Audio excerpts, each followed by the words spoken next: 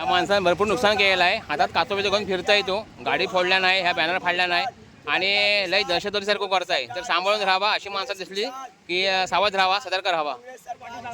मंडळी हो बघा, एक माथेबेरू आहे. ह्यो आपल्या काजगडातल्या युवकांनी पकडला नाही आहे का.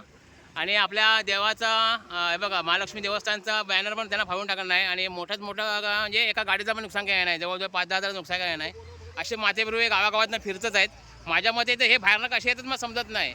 म्हणजे असली बाहेरच्या बरं खरं थांबवला पाहिजे, पण असे कसे काय गुस्से समजत नाही. तर सगळ्या गाववाल्यांनी सावध राहावा, कारण असे आपल्या घराच्या दाराच्या बाहेर असे फिरत असतात. आपल्या पोरीबाळी असतात, फिरत असतात, आपले लहान पोरं फिरत असतात. तर सांभाळून राहावा. आपले वस्तू पण हे वाटोळा करू शकतात वस्तूंचा, कारण एका गाड्याचं नुकसान भरपूरच केलं नाही. आता काय केलं होते, पोलिसांनी बोलवलं आहे ना. आता बघूया, पोलिसांनी बोलवलेलं आहे. आपले पोलीस बांधव येतील.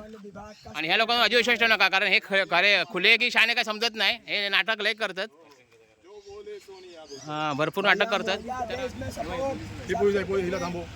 कसं करतंय बघा, हो बघा, हो बघा, हो बघा. हे खुलो की शानो काय समजत नाही. देश का युवा पीढ़ी जा चुका है और युवा पीढ़ी में सबसे पहले युवा पीढ़ी 23 से 70 खुलो की शानो काय समजत नाही आहे. तर काय खरा नाही याचा आहे. तर आता पोलीस गाडी पण आलेली आहे. तर आता बघूया काय होतं. म्हणजे आता हे घेऊन जातीलच, तर त्याच्यावर तो काहीतरी होईल. पण परत एकदा सांगतंय की सांभाळून राहावा. हे वेडे असतील की नाही सांगता येत नाही. आपल्या लहान पोरा बिरा असतील रस्त्यावरून असे फिरवू नका. आणि गाड्या बिड्या आपल्या सेफ ठेवा.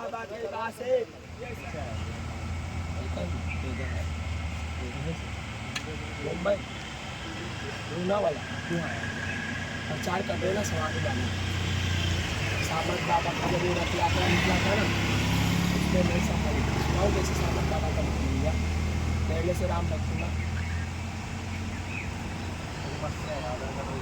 नया नंबर लिखो, मेरी ID खोलो, उसमें मैं पूरा डिटेल आ जाएगा।